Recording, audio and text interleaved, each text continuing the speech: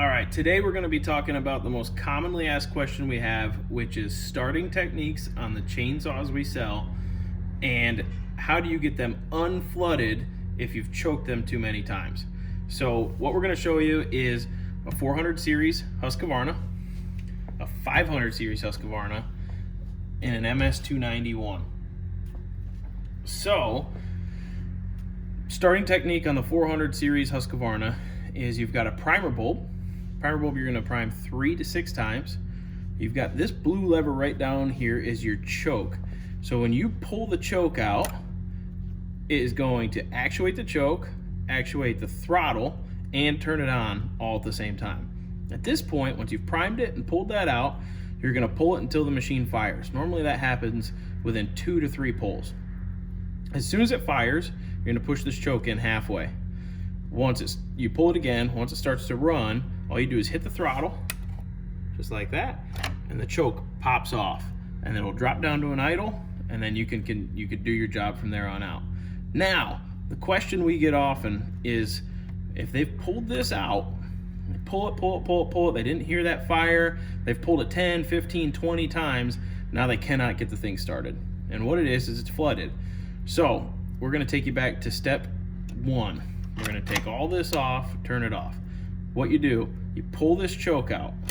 Remember, that's your choke lever. It's also actuating the throttle lever. And you're gonna, before you pull it any more on choke, you're gonna push this back in. Remember, that throttle's open. Now we're gonna take the choke off. That's gonna give you more air to offset the amount of fuel that's in the cylinder. You're gonna pull this 5, 10, sometimes as many as 20 times, and it's gonna get enough air in there that it'll start to smoke and fire and pop. And then you're gonna reach down, you're gonna grab this, go wide open with it until it clears all that fuel out.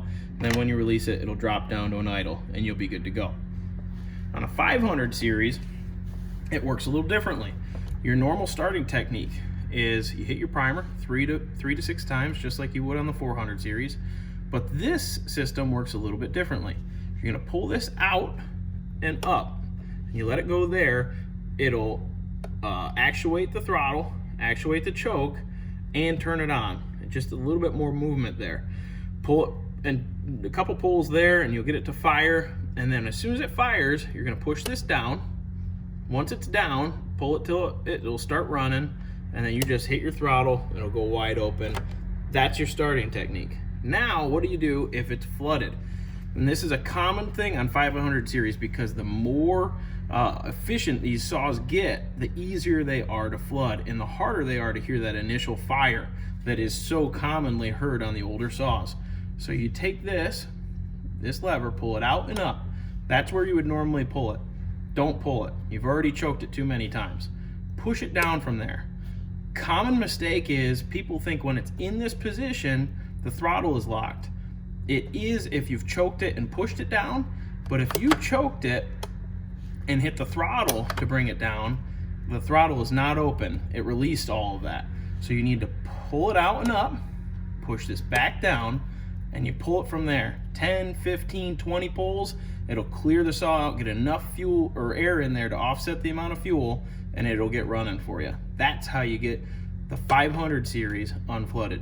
Now on steel, on an MS291 we've got here to show, but almost all the steels are similar. Steels, you have to hold your throttle down manually. If you try to just push this down, it doesn't want to go to choke. But if you hold the throttle down and with your thumb push it down, let go of your throttle, everything locks exactly where it should be, in the full choke position. You're going to pull it from there, 3 to 5 pulls. Once that saw fires, you're going to bring that up to half choke. Pull it from there, the saw will start to run. As soon as you burp the throttle, it jumps to the run position, saw will drop to an idle. Then, do all your work, up is off. Now, if you have put your choke lever all the way down, it's in full choke, and you've pulled it 5, 10, 15, 20 times, the saw is flooded. What you need to do, a little bit easier than the Husqvarnas, you're just gonna bring this up one lever, one spot. Because in that spot, the throttle is still locked open, but you released your choke. That will give you enough air to go through that carburetor to offset the amount of fuel that's in the cylinder. So you pull it 5, 10, 15 times, that saw will get unflooded and get rolling, and you hold your throttle wide open, give it as much air as it can possibly get. As soon as it stops clearing out all that smoke, just let your throttle go, it'll drop to an idle, and you'll be good. So, and then up is off on all the steels. So that's a basic way to get all the saws started, and then if they flooded, to get them unflooded. So that's one of the most common questions we get asked. Hopefully this video helps. This is Dan Gleason and the team at Gleason's Power Equipment signing off. Thank you.